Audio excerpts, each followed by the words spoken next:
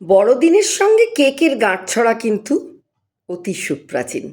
সে এক অঙ্গাঙ্গিভাবে জড়িত এক কেমিস্ট্রি। তাই এই কেক শব্দের উৎপত্তি কোথা থেকে জানেন? উইকি অভিধান বলছে যে মূলত পুরনো নর্স শব্দ, স্ক্যান্ডিনেভিয়ার ভাইকিংদের ব্যবহৃত শব্দ কাকা থেকে এসেছে এই কেক, যা ক্রমে আমাদের ইংরেজি ভাষাতেও প্রবেশ করে ফেলেছে।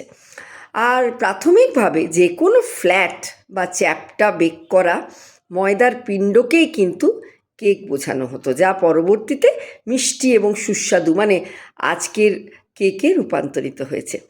কেক বলতে তেমনই জমাট বাঁধা খাদ্যকে বোঝায়। তাই বুঝি fish cake, spinach, corn, mushroom cake, এসব বেকারি আইটেম আমরা আজকেও দেখি দোকানে, তাই না?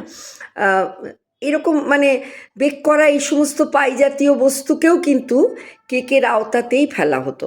প্রথম দিকের কেকগুলোয় আজকের মতো মিষ্টি হয়তো পড়তো না, আর সেগুলো ছিল শক্ত, চ্যাপ্টা, ওই যে বললাম ফ্ল্যাট ব্রেডের মতো, রুটির মতো ছিল। অবশ্যই তাতে মধু, ড্রাই ফ্রুটস, বাদাম এসব পড়তো। আর অনেক পরে বেকিং পাউডারের আবিষ্কার যেন কেক তৈরিতে এক মাইলস্টোন, যা এখনও অব্যাহত। কিছু বিশেষজ্ঞের মতে কাকা শব্দটি এসেছে সুমেরীয় শব্দ থেকে, যা বেক করা খাবারকেই মূলত বোঝানো হতো।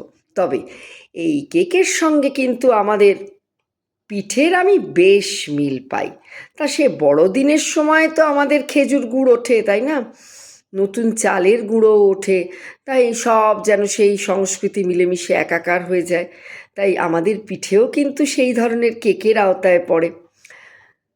দুটোতেই খেয়াল করে দেখেছেন, কেক আর পিঠে দুটোতেই কিন্তু দুটো কার্বোহাইড্রেট কম্পোনেন্ট থাকে, তা সে ময়দা হোক বা সুজি কিংবা আমাদের চালের গুঁড়ো।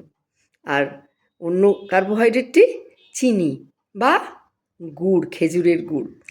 আর কেকের মধ্যে যোগ করা স্নেহ পদার্থ মাখন, উদার হস্তে যত আপনি মাখন দেবেন তত ভালো সুস্বাদু কেক হবে। আর অথবা রিফাইন্ড অয়েল, সেটা থাকবেই। কিন্তু আমাদের ভাজা পিঠে ছাড়া, ডিপ ফ্রাইড পিঠেগুলো ছাড়া সেদ্ধ পিঠেতে কিন্তু তেমন করে তেল পড়ে না, খুব হেলদি। তবে হ্যাঁ, আমাদের পাটিসাপটা তুলতে কিন্তু সামান্য ঘি ছড়াতেই হয়। কি তাই তো? কে আজ কেক বানালেন বা আমাদের পিঠে বানালেন, সেটাও তো আমাদের একটা কেক। জানাবেন কিন্তু আমাকে অবশ্যই কমেন্ট বক্সে। আর ভালো লাগলে একটু শেয়ার করবেন, ঠিক আছে?